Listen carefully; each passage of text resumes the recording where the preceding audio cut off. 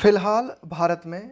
Corona virus की vaccine जो निर्मित की जा रही है, वो निर्मित की जा रही है सीरम इंस्टीट्यूट ऑफ इंडिया और भारत बायोटेक के द्वारा। लेकिन एडिटोरियल कहता है कि भाई अन्य कंपनियों को भी अधिकार दिए जाने चाहिए कि वे भी वैक्सीन को बना सके, है ना। क्योंकि कोरोना वायरस की जो समस्या है वो बहुत ही ज़्यादा विकट है और ये जो दो कंपनीज है ना, ये उतना हैंडल नहीं कर पा रही जितना कि करना जरूरी है। यूजिंग ऑल ऑप्शंस, सभी विकल्पों का प्रयोग करना कि भाई जो जहाँ भी संभव हो सकता है, जैसे भी संभव हो सकता है, हमें क्या करना चाहिए, इस कोरोना वायरस को रोकने के लिए सारे कदम उठाने चाहिए। इनेबलिंग, इनेबल का मतलब होता है सक्षम बनाना। इनेबलिंग अदर मैन्युफैक्चरर्स, कि अन्य जो निर्माता हैं उन्हें सक्षम बनाना कि वे उत्पादन कर सकें। To produce Covaxin is a necessary step, कि भाई अन्य जो निर्माता हैं वे भी कोवैक्सीन का प्रोडक्शन कर सकें, उनको इस योग्य बनाया जाए, उन्हें सक्षम बनाया जाए, यह बहुत ही आवश्यक कदम है। Is a necessary steps. As, जैसा कि हम देखते हैं, द सेकेंड कोविड-19 wave continues to ravage. Ravage का मतलब होता है नाश करना, नष्ट करना, कि जैसा कि हम देखते हैं कोरोना वायरस की जो दूसरी लहर है लगातार नाश कर रही है the country, to ravage the country. It is now clear, अब ये स्पष्ट है that universal and swift vaccination, swift का मतलब होता है बिल्कुल तेजी से, कि भाई यूनिवर्सल का मतलब हो गया सार्वभौमिक, and swift vaccination is the only way out. तो ये जो कोरोना वायरस की दूसरी लहर है, इससे बाहर आने का मार्ग क्या है? एकमात्र मार्ग जो है वो ये कि सार्वभौमिक टीकाकरण, यूनिवर्सल वैक्सीनेशन और स्विफ्ट वैक्सीनेशन, कि सभी को वैक्सीनेट किया जाए और जितना जल्द हो सके उतना जल्द किया जाए, है ना। तो ये एकमात्र मार्ग है हमारे पास टू मिटिगेट, कम करने का। मिटिगेट का मतलब होता है कम करना। The effects of the pandemic, pandemic का मतलब है वैश्विक महामारी, कि ये जो वैश्विक महामारी है इसके प्रभावों को कम करने का, यानी कि इस कोरोना वायरस से बाहर आने का, इस दूसरी लहर से बाहर आने का एकमात्र उपाय हमारे पास है वो ये कि यूनिवर्सल एंड स्विफ्ट वैक्सीनेशन किया जाए। But with only 3% and 10.4% of the total population estimated, देखो एस्टिमेट का मतलब होता है आकलन, है ना, estimated to have taken the second and a single dose respectively. देखो क्या है कि कोरोना वायरस की जो दूसरी डोज लगती है ना, भाई 2 डोज दी जाती है कोरोना वायरस का जब वैक्सीनेशन किया जाता है तो ना, तो सेकेंड डोज कितनों को मिली है? मात्र 3% लोगों को। भारत की जो जनसंख्या है उस जनसंख्या में मात्र 3% लोग हैं जिन्हें अभी तक कोरोना वायरस की दूसरी डोज मिल गई। और सिंगल डोज प्राप्त करने वाले व्यक्ति कितने हैं कोरोना वायरस की सिंगल डोज? सिर्फ 10.4%। तो but with only 3% and 10.4% of the total population estimated to have taken. देखो ये जो है ना, ये परफेक्ट इन्फिनिटिव है हमारा,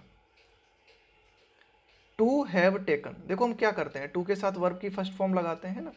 इसके बाद में क्या होता है, एक कंटिन्यूअस इन्फिनिटिव होता है। इसमें हम क्या करते हैं, टू प्लस वर्ब में आईएनजी लगाते हैं। इसके बाद आता है हमारा क्या, परफेक्ट इन्फिनिटिव। इसमें हम क्या करते हैं, टू प्लस V3 का प्रयोग करते हैं जब कोई एक्शन कंप्लीट हो चुका होता है ना, तो उसको बताने के लिए।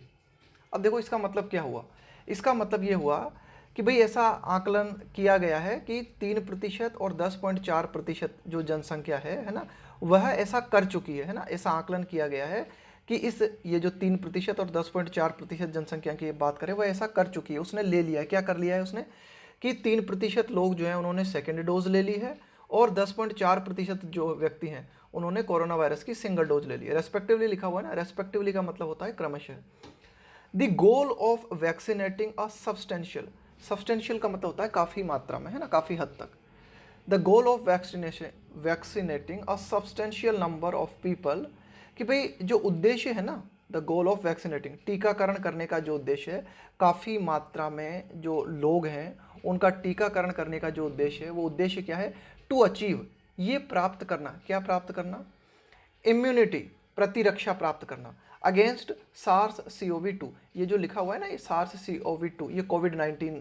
का ही उसी को कहा गया है, कोरोना वायरस को ही कहा गया है,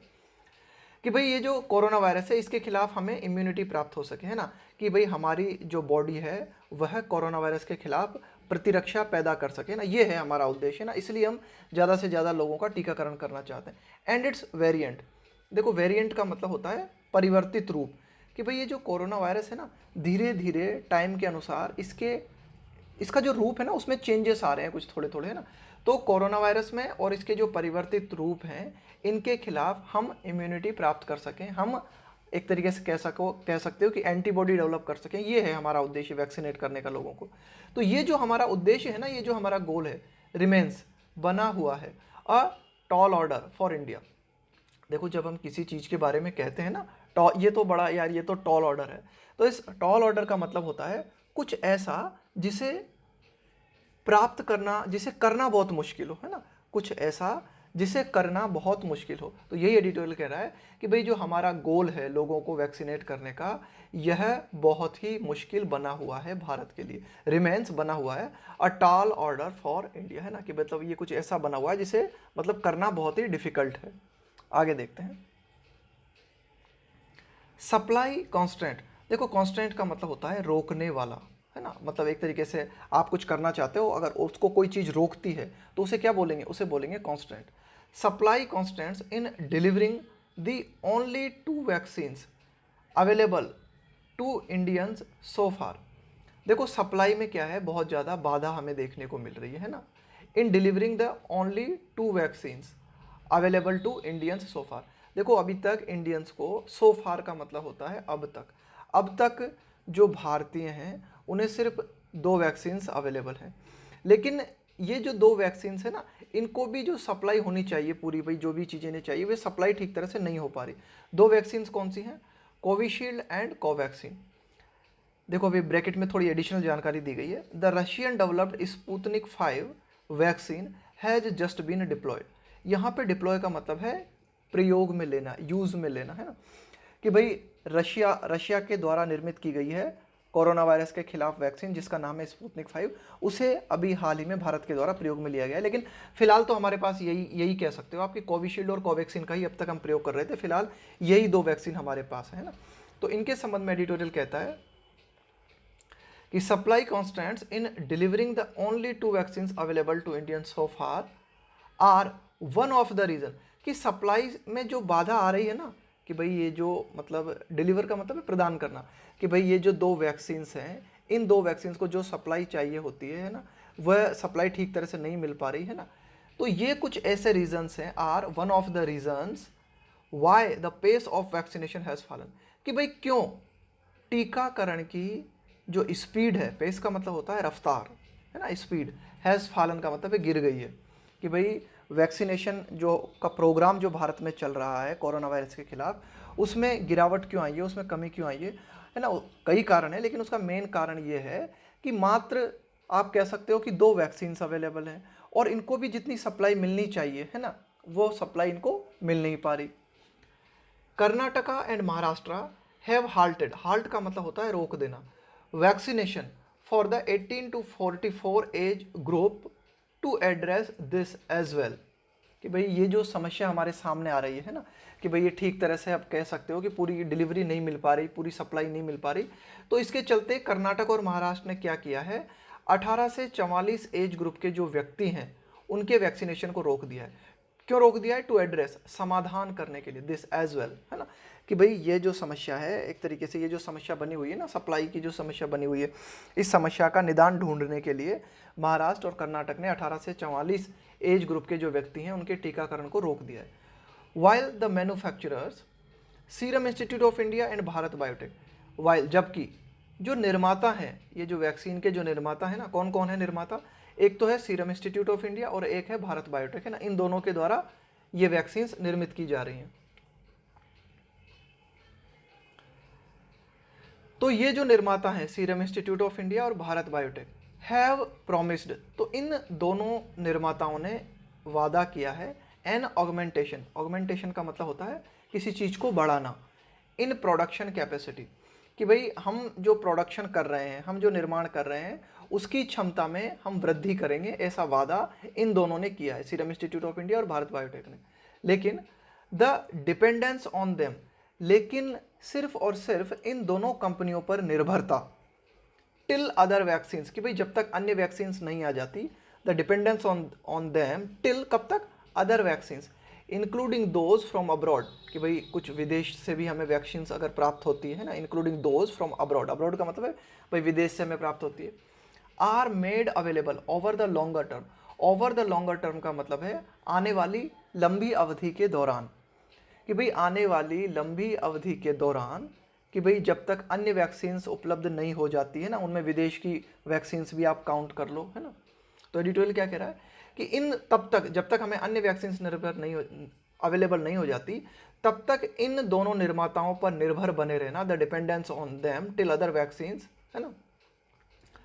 विल रिमेन अ कांस्टेंट। तो अगर इन्हीं पे निर्भर हम बने रहते हैं तो ये क्या बना रहेगा, एक बाधा बना रहेगा, will remain a constant in the pace of vaccination, कि टीकाकरण की जो हमारी रफ्तार है, वैक्सीनेशन की जो हमारी स्पीड है, उसमें रुकावट बनी रहेगी, and expose much of the population to the possibility of infection. और जब हमारे पास सिर्फ यही दो विकल्प रहेंगे तो ज़्यादातर जो जनसंख्या है, ज़्यादातर जो पॉपुलेशन है ना, वो एक्सपोज बनी रहेगी। एक्सपोज का मतलब होता है वल्नरेबल, वल्नरेबल। देखो वल्नरेबल का मतलब क्या होता है ना, इस वल्नरेबल शब्द का मतलब होता है, मतलब इजीली आप किसी की चपेट में आ जाओ, है ना, इजीली आप किसी के प्रभाव में आ जाओ। तो ज़्यादातर जनता जो है ना, वह कोरोना वायरस के इन्फेक्शन के प्रभाव में बनी रहेगी, है ना, एंड एक्सपोज का मतलब के प्रभाव में होना, much of the population to the possibility of infection. तो यही एडिटोरियल कहना चाह रहा है कि भाई इन दोनों वैक्सीन्स पे निर्भरता, जब तक भारत में अन्य वैक्सीन्स उपलब्ध नहीं हो जाती या फिर हमें विदेश से अन्य वैक्सीन्स प्राप्त नहीं हो जाती लंबी अवधि के दौरान, तब तक इन दोनों वैक्सीन्स पर निर्भरता जो है एक बाधा बनी रहेगी हमारी जो वैक्सीनेशन की स्पीड है उस स्पीड में। आगे देखते हैं।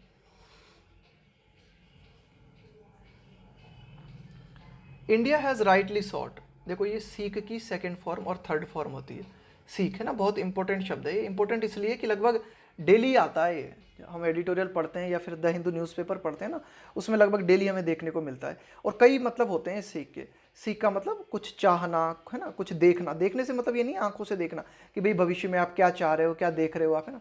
तो इंडिया हैज़ राइटली सॉट, कि भारत ने बिल्कुल ठीक इस बात को चाहा है, बिल्कुल ठीक तरह से इस बात को देखा है,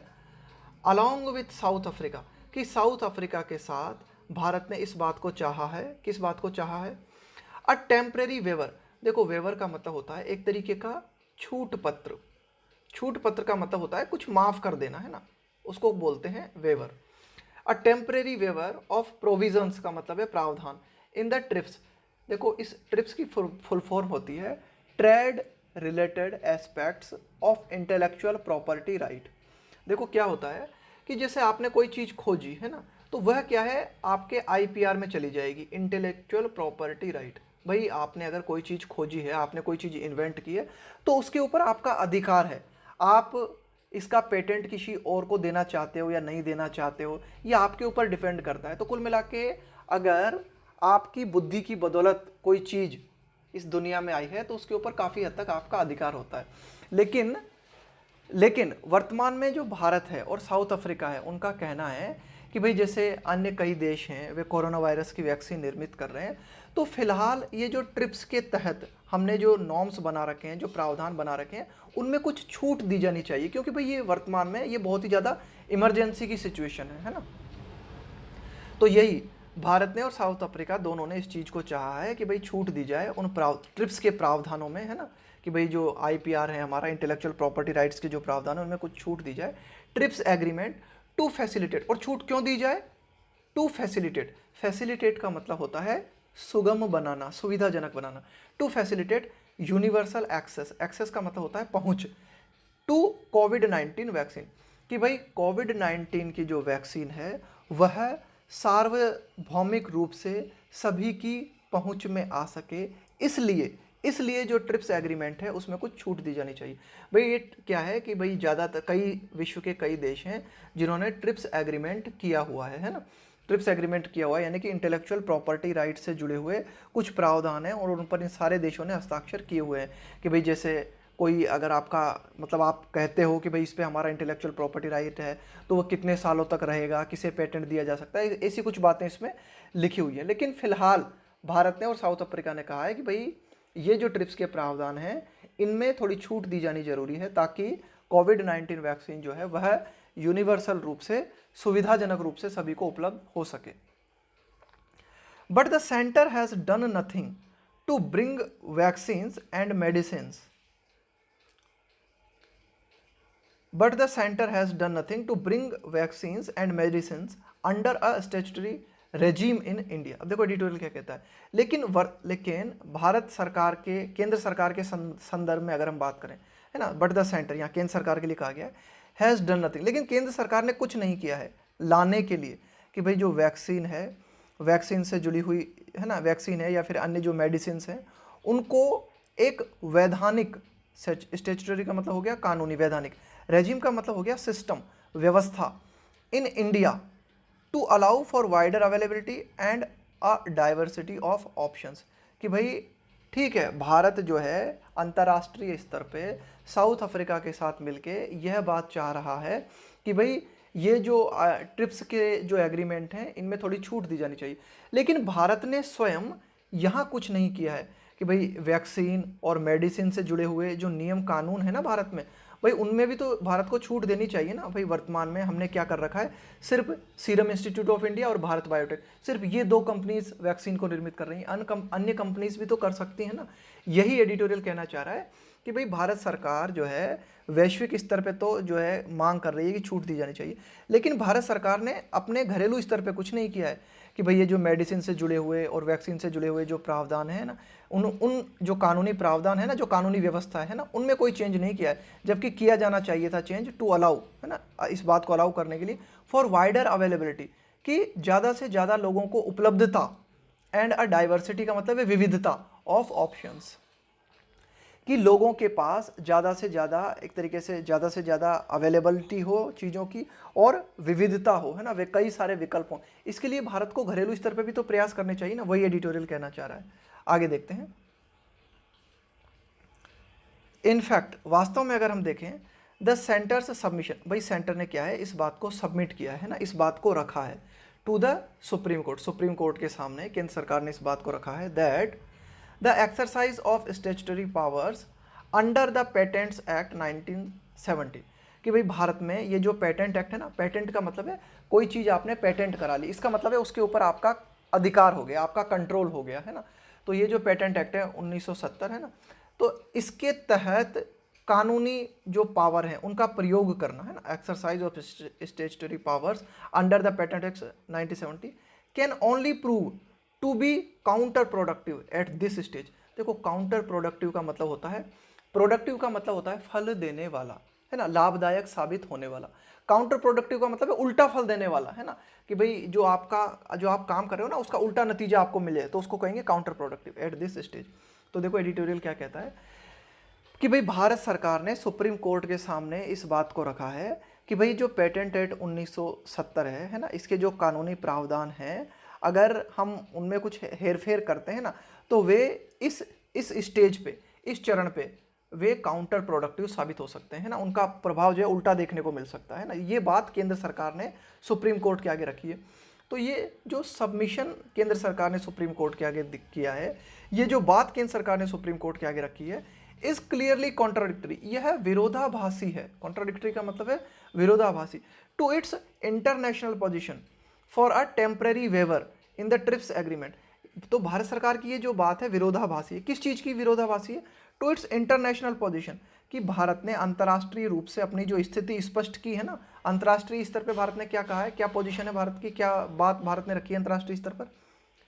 फॉर अ टेम्पररी वेवर, कि भाई मतलब अल्पकालीन छूट की मांग की है भारत ने इन द ट्रिप्स एग्रीमेंट, कि अंतर्राष्ट्रीय स्तर पे तो भारत कहता है कि ट्रिप्स जो एग्रीमेंट है, कि इंटेलेक्चुअल प्रॉपर्टी राइट से जुड़े हुए जो एग्रीमेंट हैं उनमें एक तरीके से आप कह सकते हो कि अल्पकालिक छूट की मांग भारत ने अंतर्राष्ट्रीय स्तर पे की है और घरेलू स्तर पे भारत कुछ नहीं कर रहा। तो ये जो स्थिति है भारत की, ये क्या है, बड़ी ही विरोधाभासी है। The agreement allows exceptions to the right of patent owners by grant of compulsory licence. The agreement allows exceptions, कि भाई ये जो ट्रिप्स एग्रीमेंट है हमारा, है ना, एक्सेप्शंस है ना, उसमें कुछ अपवाद भी हैं to the right of patent, कि भाई जैसे किसी व्यक्ति के नाम पे या किसी कंपनी के नाम पे कोई पेटेंट हो रखा है ना, पेटेंट ऑनर का मतलब है कि भाई कोई व्यक्ति अगर किसी किसी इन्वेंशन का अगर मालिक है ना, तो उसके कुछ एक्सेप्शंस भी हैं। By grant of compulsory licence, तो उसके अंतर्गत जो अपवाद हैं उन अपवादों में क्या किया जा सकता है, कंपलसरी लाइसेंस जारी किया जा सकता है ना। आगे देखते हैं section 100 of the patent acts 1970 कि भाई भारत के संदर्भ में अगर हम बात करें ना, section 100 of the patent act 1917 कि भाई ये जो सेक्शन 100 है ना, पेटेंट एक्ट 1970 का जो सेक्शन 100 है वो क्या कहता है, अलाउस द सेंटर, वो केंद्र सरकार को इस बात की परमिशन देता है to license specific companies to manufacture the vaccine, कि पेटेंट्स एक्ट 1970 का जो सेक्शन 100 है वह केंद्र सरकार को इस बात की परमिशन देता है कि केंद्र सरकार जो है कुछ स्पेसिफिक कंपनीज को ही वैक्सीन निर्मित करने का लाइसेंस जारी कर सकती है। जबकि पेटेंट्स एक्ट 1970 का सेक्शन 92 जो है, सेक्शन 92 ऑफ द एक्ट वो क्या कहता है, वो इस बात को अलाउ करता है, द सेंटर है ना, वो केंद्र सरकार को इस बात को अलाउ करता है to issue a compulsory licence in circumstances, कि केंद्र सरकार जो है अनिवार्य रूप से सभी के लिए लाइसेंस जारी करे उन परिस्थितियों में, इन सर्कमस्टांसेस ऑफ अ नेशनल और एन एक्सट्रीम इमरजेंसी, कि अगर कोई राष्ट्रीय आपातकालीन सिचुएशन है ना, या एक्सट्रीम का मतलब है बहुत ही ज़्यादा, या कोई एक्सट्रीम इमरजेंसी आ गई है, तो उन सिचुएशंस में केंद्र सरकार क्या करे, सभी को लाइसेंस जारी करे, कंपलसरी लाइसेंस जारी करे ना, ये सेक्शन 92 कहता है ना। तो दोनों बातें हैं पेटेंट्स एक्ट में कि भाई सेक्शन 100 जो है वो तो ये कहता है कि भाई केंद्र सरकार सिर्फ कुछ स्पेसिफिक कंपनीज को ही वैक्सीन का लाइसेंस जारी कर सकती है, लेकिन सेक्शन 92 ये भी कहता है कि केंद्र सरकार जो है सभी को लाइसेंस जारी कर सकती है किसी राष्ट्रीय आपदा की सिचुएशन में। Considering the impact of the second wave, considering का मतलब है इस बात को ध्यान में रखते हुए, इम्पैक्ट का मतलब है प्रभाव, of the second wave, corona virus की दूसरी लहर का जो प्रभाव है इसे ध्यान में रखते हुए, और किन किन चीज़ों को ध्यान में रखते हुए, द डेली टॉल, यहाँ डेली टॉल से मतलब है रोज मरने वालों की संख्या है ना, द डेली टॉल जो लिखा हुआ ना यहाँ, इसका मतलब है रोज मरने वालों की संख्या, and the high case load, और कोरोना वायरस के लगातार जो केस बढ़ते जा रहे हैं, उनका जो भार, उनका जो लोड बढ़ता जा रहा है, इन सब बातों को अपने विचार में लेते हुए, इन सब बातों को कंसिडर करते हुए, the centre should revisit it's rigid, rigid का मतलब है बहुत ही कठोर, एंड कॉन्ट्राडिक्टरी स्टांस, कॉन्ट्राडिक्टरी का मतलब है तो विरोधाभासी, स्टांस का मतलब है आपका पक्ष है ना, आप किस पक्ष में खड़े हो। तो इन सब बातों को ध्यान में रखते हुए केंद्र सरकार को एक बार पुनः विचार करना चाहिए, रिविजिट करना चाहिए केंद्र सरकार का जो कठोर और विरोधाभासी जो रवैया है ना, जो रवैया है, जो दृष्टिकोण है ना, उसके लिए कहा गया स्टांस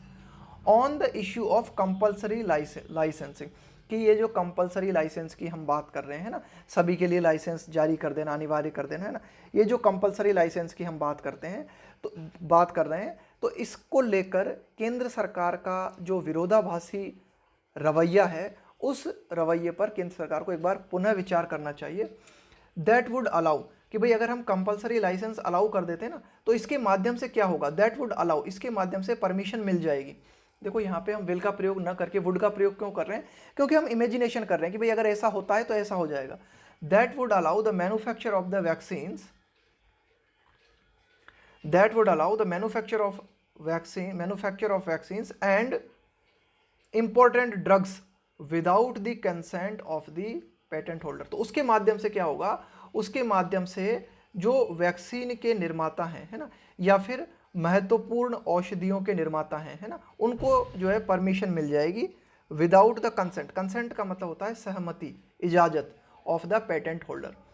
भाई अभी क्या करना पड़ता है, अभी वर्तमान हालात में जिसके नाम पेटेंट है ना, उससे पहले परमिशन लेनी पड़ेगी। अगर कोई और कंपनी इस क्षेत्र में आना चाहती है तो वो क्या करेगी, जिसके नाम पेटेंट है उससे परमिशन मांगेगी। तो एडिटोरियल ये कहता है कि अगर सरकार इस बात पर पुनः विचार करती है, सरकार देखती है कि भाई ये वास्तव में नेशनल इमरजेंसी की हालत है ना, कि लगातार कोरोना वायरस के चलते होने वाली मृत्युएं बढ़ती जा रही हैं, कोरोना वायरस के केस लोड बढ़ते जा रहे हैं, तो अगर केंद्र सरकार सभी को कंपलसरी, जो भी कंपनीज है ना जो कि वैक्सीन को निर्मित करती हैं या फिर महत्वपूर्ण औषधियों को निर्मित करती हैं, तो अगर इनको कंपलसरी लाइसेंस जारी कर दिया जाता है तो फिर इन कंपनीज को क्या करना पड़ेगा, पेटेंट होल्डर की परमिशन नहीं लेनी पड़ेगी, उसकी इजाज़त नहीं लेनी पड़ेगी। In the case of Bharat biotechs Covaxin, कि भारत बायोटेक के द्वारा ये जो कोवैक्सीन निर्मित की जा रही है ना, इस संदर्भ में अगर हम बात करें, which was developed in collaboration, collaboration का मतलब है सहयोग से, जैसे आप कोई भी काम कोलेबोरेशन में कर रहे हो ना, इसका मतलब है आप उस काम को सहयोग में कर रहे हो किसी के साथ मिलके। तो ये जो कोवैक्सीन निर्मित की गई भारत बायोटेक द्वारा, ये किसके सहयोग से निर्मित की गई, with the publicly funded ICMR and the NIV, Indian council of medical research, है ना, कि भाई जो NIV है और ICMR है, इनको क्या है, पब्लिकली फंडेड है ये जो एक तरीके से आप कह सकते हो कि ये जो इकाई है हमारी, इनको जो है पब्लिक के द्वारा पैसा मिलता है ICMR को, है ना, और ICMR के सहयोग से ही भारत बायोटेक ने कोवैक्सीन निर्मित की। Even this route is redundant, तो यहाँ पे तो एक तरीके से आप कह सकते हो कि भाई देखो आगे रिडंडेंट का मतलब होता है अनावश्यक, है ना, अनावश्यक। Even this route the ICMR can license other public, देखो ये जो ICMR है ना, इस ICMR जो है इस ये किसी को भी लाइसेंस जारी कर सकती है, can license other public sector, कि अन्य जो सार्वजनिक क्षेत्र से जुड़े हुई इकाइयां हैं उन्हें ICMR जो है लाइसेंस जारी कर सकती है। तो एडिटोरियल कहता है कि भारत बायोटेक के संबंध में अगर हम बात करें, भारत बायोटेक ने क्या किया है, ICMR के सहयोग से कोवैक्सीन को निर्मित किया है। तो अगर भारत बायोटेक के संदर्भ में बात करें तो अन्य जो कंपनीज वैक्सीन निर्मित करना चाहती हैं उन्हें भारत बायोटेक से परमिशन लेने की जरूरत नहीं है ना। Even this route is redundant, इसीलिए कहा गया है कि भाई ये रास्ता जो है ये अनावश्यक है। क्यों? क्योंकि ICMR किसी को भी लाइसेंस जारी कर सकती है। The ICMR can license other public sector vaccine manufacturers, कि भाई ICMR जो है अन्य वैक्सीन निर्माता जो है ना, कि भाई अन्य पब्लिक सेक्टर से जुड़े हुए जो वैक्सीन के निर्माता हैं उन्हें ICMR लाइसेंस जारी कर सकती है टू हेल्प, मदद करने के लिए, ऑगमेंट का मतलब है बढ़ाना इट्स सप्लाई, की वैक्सीन की सप्लाई को बढ़ाने के लिए, ओवर द मीडियम टर्म, आने वाली मध्यावधि के दौरान, है ना। एक तो होता है शॉर्ट टर्म कि भाई तुरंत करो आप किसी काम को, लॉन्गर टर्म लंबी अवधि के दौरान, एक उनके बीच में मीडियम टर्म। तो भाई मतलब मध्यावधि के लिए ICMR जो है किसी भी जो है पब्लिक सेक्टर को लाइसेंस जारी कर सकती है। एज ऑफ नाउ, फिलहाल की अगर हम बात करें ना, एज ऑफ नाउ कि भाई जैसा वर्तमान के संदर्भ में अगर हम बात करें, 2 सेंट्रल PSU, कि भाई 2 केंद्रीय पब्लिक सेक्टर यूनिट्स जो हैं, जैसे कि इंडियन इम्यूनोलॉजिकल्स लिमिटेड एंड बिबकॉल, कि भाई इन दोनों की अगर हम बात करें, है ना, कि इंडियन इम्यूनोलॉजिकल लिमिटेड और ये जो बिबकॉल है, ये दोनों जो आप कह सकते हो कि ये दोनों की दोनों जो है एक तरीके से ये PSU हैं, हैव ऑलरेडी एंटर्ड इनटू, ध्यान रखना एंटर के बाद में हम कभी भी इनटू का प्रयोग नहीं करते जब आप किसी कमरे में प्रवेश करते हो, जब आप किसी हॉल में प्रवेश करते हो, लेकिन एंटर के साथ हम इनटू का प्रयोग करते हैं जब आप किसी संधि में प्रयोग करते, संधि के अंदर एंटर होते हो, है ना, जब आप किसी समझौते के अंदर एंटर करते हो तब हम एंटर के साथ इनटू लगाते हैं ना। तो ये अगर हम बात करें कि 2 PSU जो हैं ये have already entered into a technology transfer agreement with Bharat biotech. तो ये जो PSU हैं, है ना, ये कौन कौन से, इंडियन इम्यूनोलॉजिकल लिमिटेड और बिबकॉल, इन दोनों ने आप कह सकते हो कि भाई समझौता कर लिया है भारत बायोटेक के साथ। अब भारत बायोटेक इन्हें क्या करेगा, टेक्नोलॉजी प्रोवाइड कराएगा जिसके माध्यम से वैक्सीन निर्मित की जा सके। बिसाइड्स, और भारत बायोटेक के साथ किसका संबंध, बिसाइड्स का मतलब होता है के अलावा, the Haffkine bio pharmaceutical corporation based in Mumbai, भाई मुंबई आधारित एक और आप कह सकते हो कि फार्मास्यूटिकल कॉरपोरेशन है, एक और मेडिकल क्षेत्र से जुड़ी हुई कंपनी है ना, हाफकिन बायो फार्मास्यूटिकल कॉरपोरेशन, है ना। इसके साथ भी जो है भारत बायोटेक ने एक तरीके से कह सकते हो आप एग्रीमेंट किया है, और भारत बायोटेक इसे भी टेक्नोलॉजी ट्रांसफर करेगा वैक्सीन निर्मित करने के लिए ना। आगे देखते हैं कि भाई other manufacturers can also repurpose their plants, कि भाई अन्य जो वैक्सीन के निर्माता हैं, है ना, रीपर्पस, भाई पर्पस का मतलब हो गया आपका उद्देश्य, रीपर्पस का मतलब है पुनः उद्देश्य निर्धारित करना। देयर प्लांट्स, कि भाई अन्य जो निर्माता हैं उन्होंने जो अपने बड़े बड़े प्लांट्स लगा रखे हैं ना, उन प्लांट्स को वे दोबारा से इस उद्देश्य के प्रति लगा सकते हैं टू प्रोड्यूस द वैक्सीन, कि भाई अन्य जो निर्माता हैं वे निर्माता भी अपने प्लांट्स को वैक्सीन का उत्पादन करने के लिए प्रयोग कर सकते हैं ना, कि भाई अपना, भाई ठीक है कि भाई जैसे कोई कंपनी है, उसने अपना प्लांट लगाया है ना, किसी भी उद्देश्य के लिए लगाया हो, लेकिन अब उस प्लांट का प्रयोग किया जा सकता है वैक्सीन निर्मित करने के लिए, है ना।